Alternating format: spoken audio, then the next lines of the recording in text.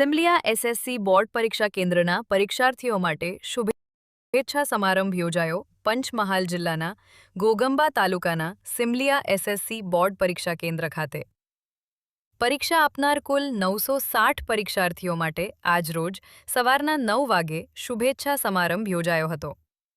આ સમારંભ મંડળના પ્રમુખ નટવરસિંહ ચૌહાણના અધ્યક્ષસ્થાને યોજાયો હતો। કાર્યક્રમમાં મુખ્ય મહેમાન તરીકે પંચમહાલના સાંસદ રાજપાલસિંહ જાદવ તથા કાલોલના ધારાસભ્ય ફતેહસિંહ ચૌહાણ ઉપસ્થિત રહ્યા હતા। મહેમાનોએ પરીક્ષાર્થીઓને ડર કે ગભરાહટ રાખ્યા વિના શાંત ચિત્તે અને આત્મવિશ્વાસ સાથે પરીક્ષા આપવા પ્રેરણા આપી હતી। સમારંભ દરમિયાન દરેક પરીક્ષાર્થીને ગુલાબનું ફૂલ તથા પેન આપી શુભેચ્છાઓ પાઠવવામાં આવી હતી।